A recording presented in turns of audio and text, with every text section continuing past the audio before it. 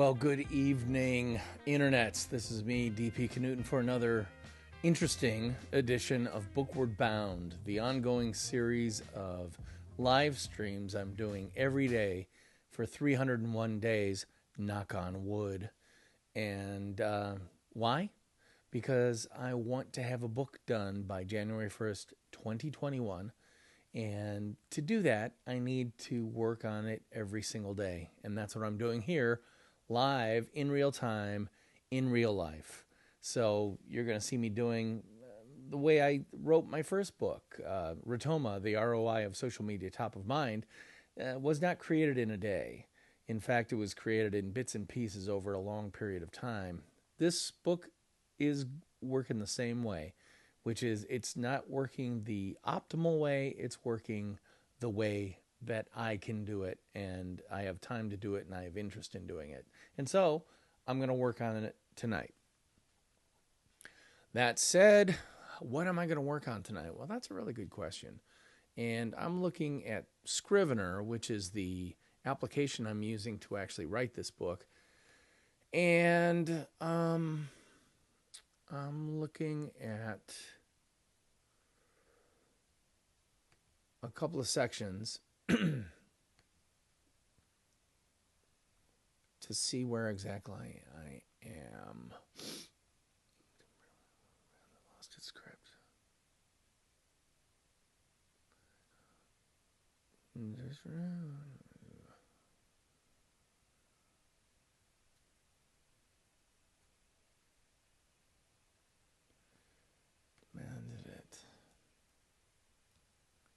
So here I'm using the example of the new Coke debacle of 1984, 85, what I think I refer to it, 85, 1985, as an example of a brand where the customers knew what the brand was better than the brand did itself, and knew it best.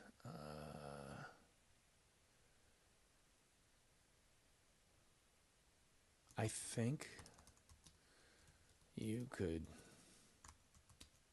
say that this was the first time in modern history where the people who bought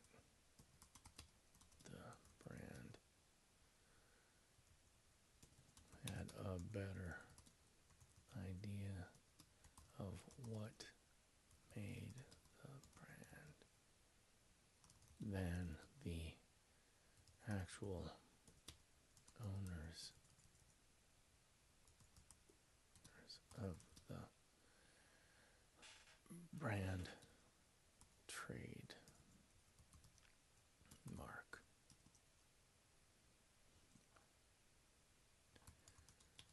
Every brand, including yours, has at least two owners.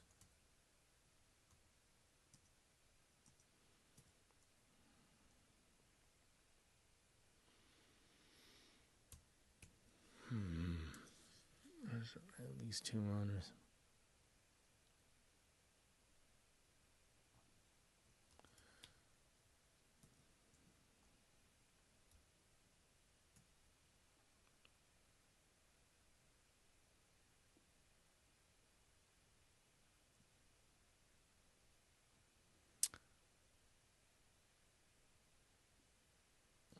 There's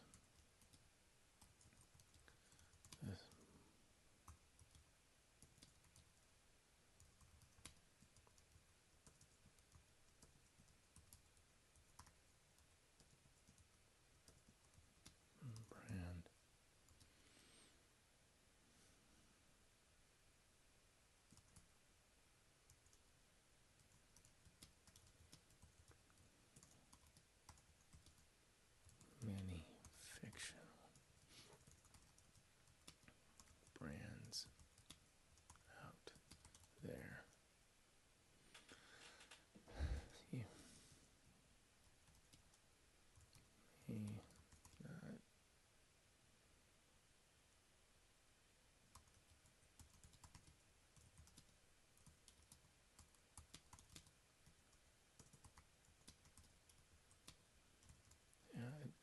You may not be able to name them off the top of your head, but they are the brands that you don't buy.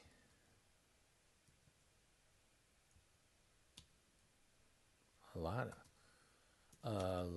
of times because you don't buy their brand. I'm talking about the innovative, exciting, and cutting edge brands that are just ripping off the industry leader.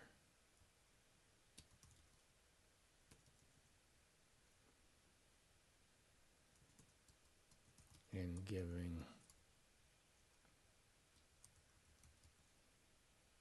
80% of that leader's product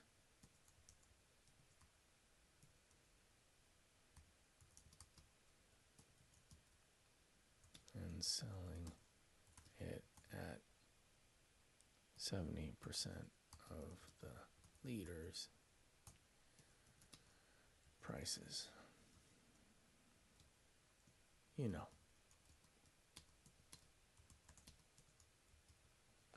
The good enough crowd. I hate those guys.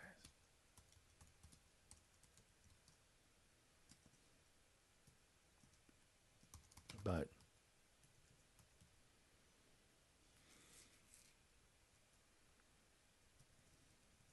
I hate those guys.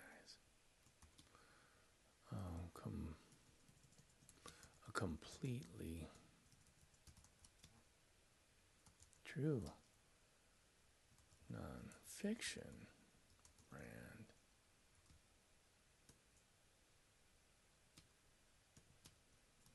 truly knows who they are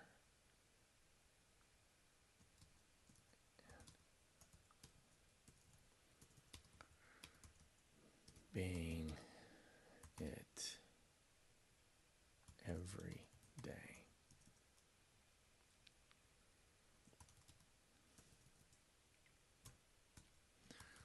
The very best example I can point to of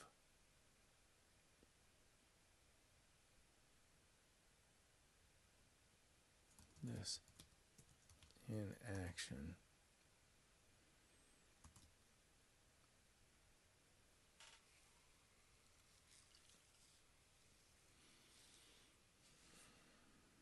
is a little company based in Bentonville, Arkansas.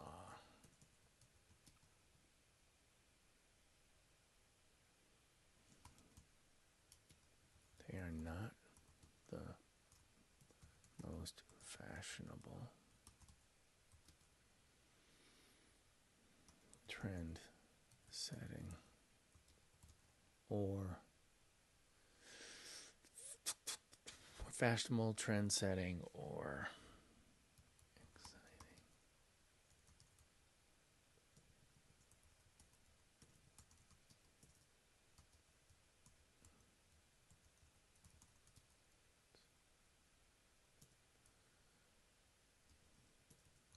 But they completely true to their founding principle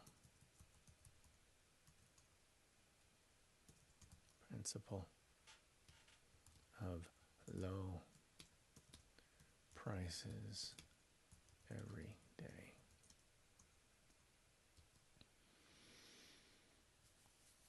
But they are completely true to their founding principle of low prices every day. That single 3-word phrase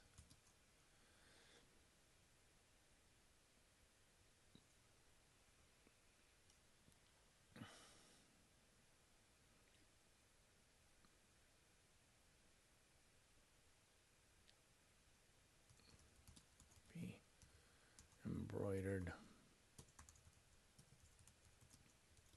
the battle flags on every battle flag, on every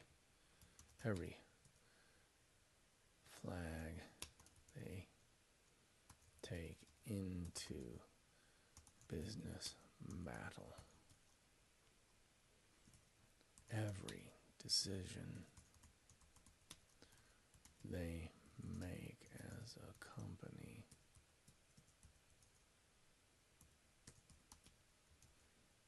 is based on those 3 words. If an idea is raised that contradicts those words, it dies immediately.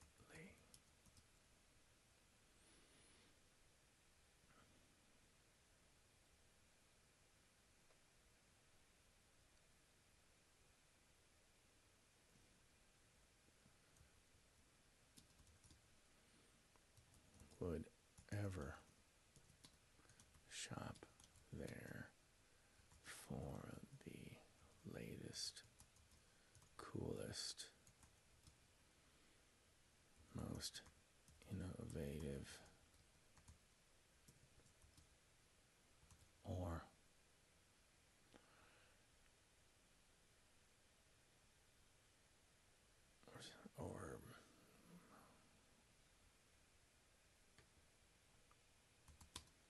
most innovative. But if you want to get the very lowest possible price, don't mind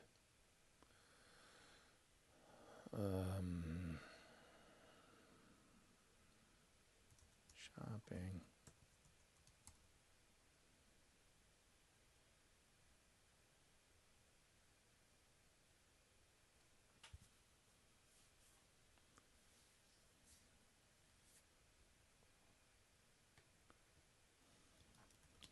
know where to go.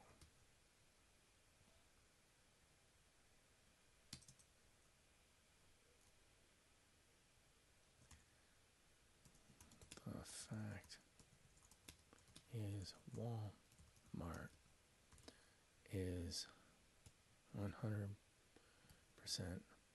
brand aligned. That doesn't mean you have to buy into that brand.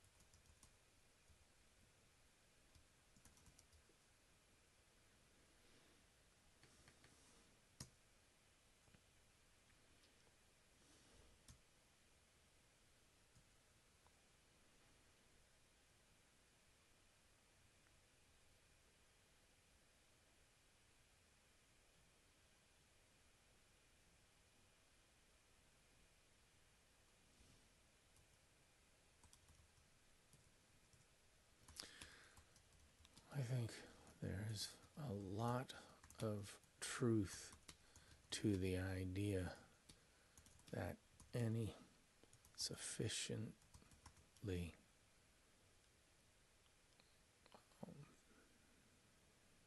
true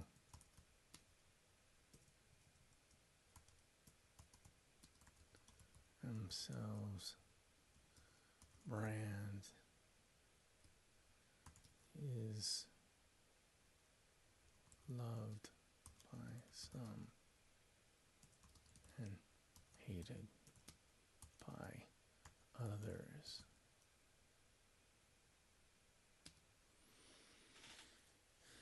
One of my favorite brands, Apple.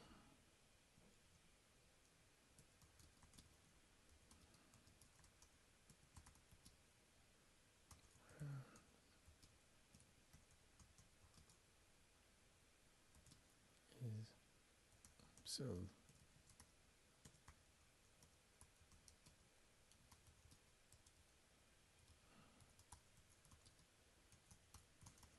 of the population as overpriced,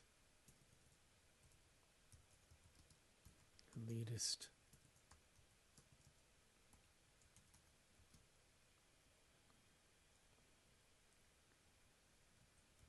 and not a little pompous. And yet, that brand has a consumer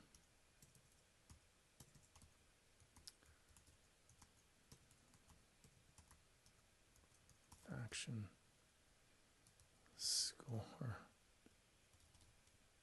that rivals. Let's look that up. Best, let's go Safari. Best consumer satisfactions.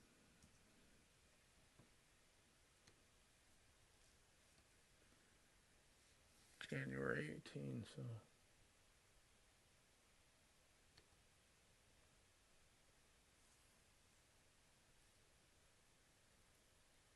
public retailers.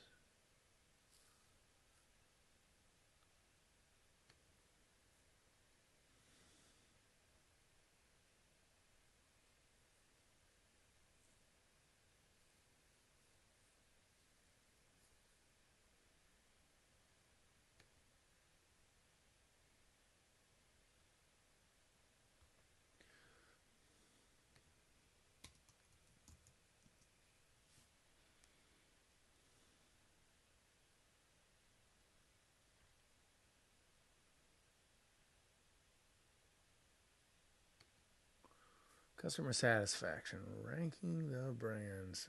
It'd be nice if it were across all sectors.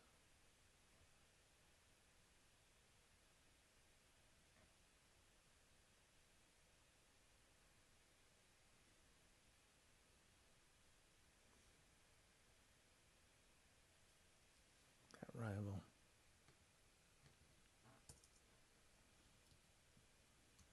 Lexus.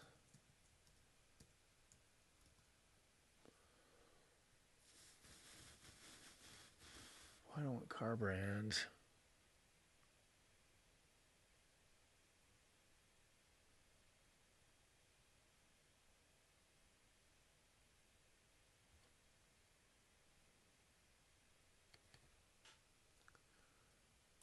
Customer.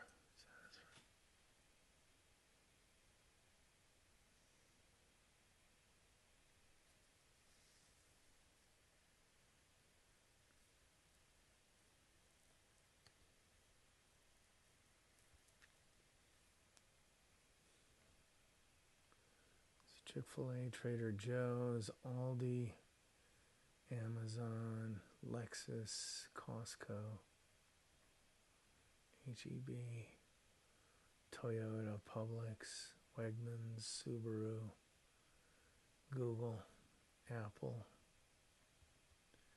So let's just pick, we already got Lexus in there, Amazon.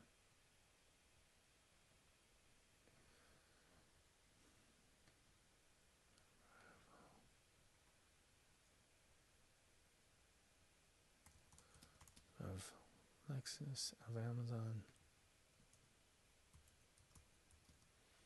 Lexus, Chick-fil-A, and Trader Joe's.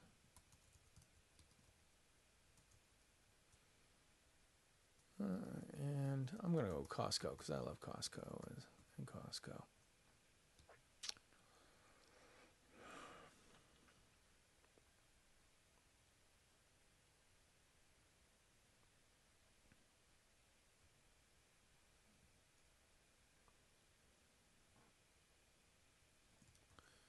While Android smartphones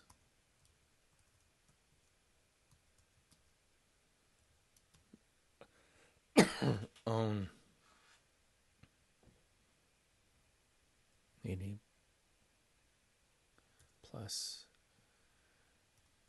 percent of global market share, Apple takes home around 80% of smartphone margin, smartphone profits.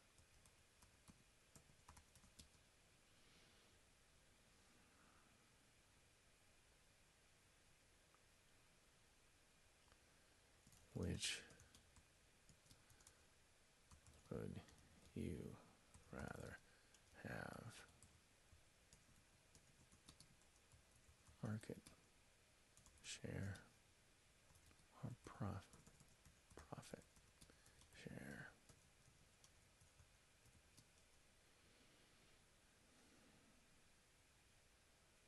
Commodities own market share.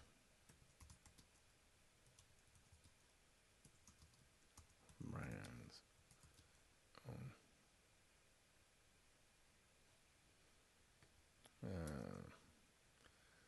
commodities are sold for the lowest possible price. Brands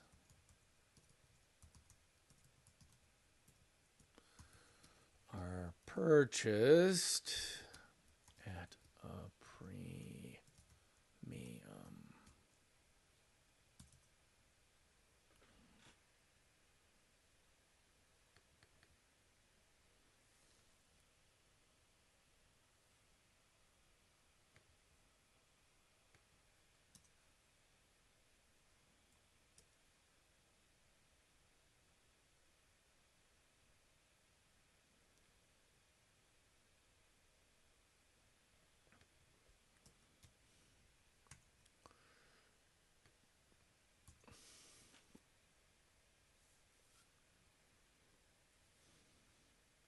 All right, so you can see I'm adding, let's see, so I left off here. How many words have I written so far this PM?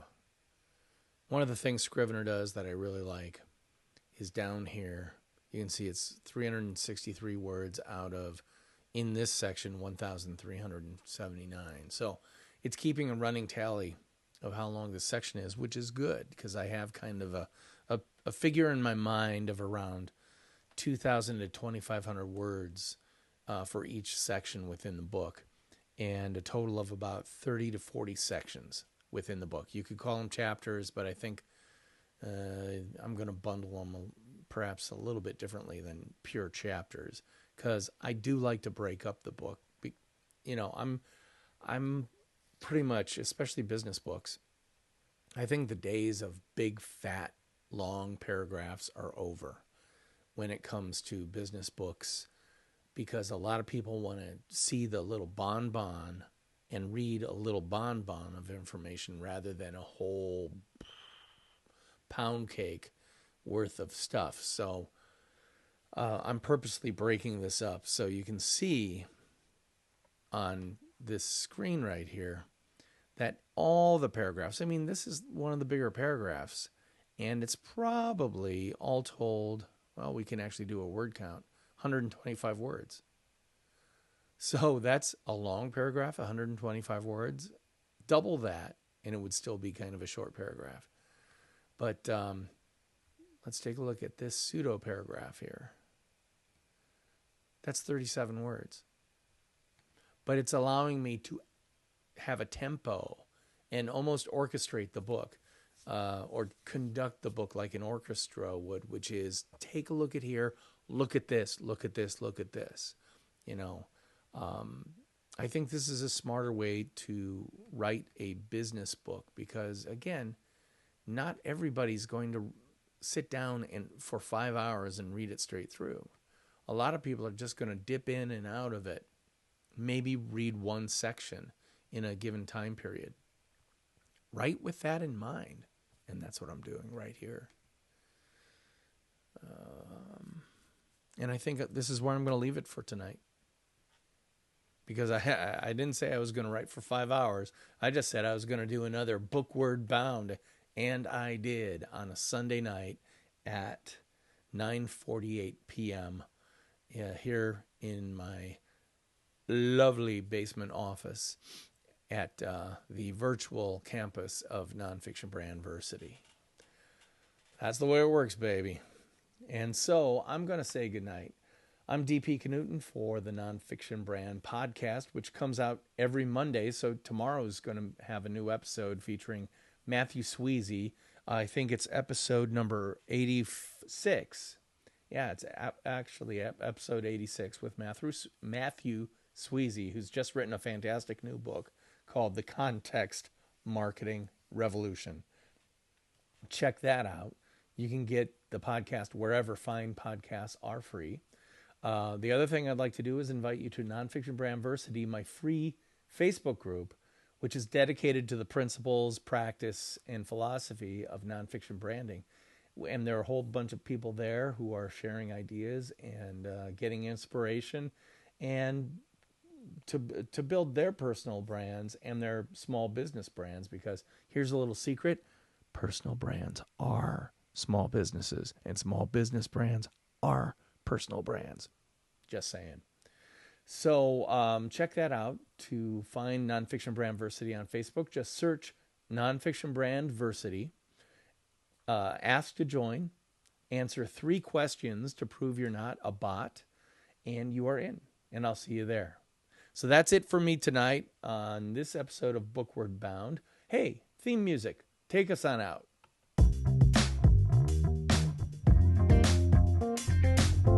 I'll see you later. Bye-bye.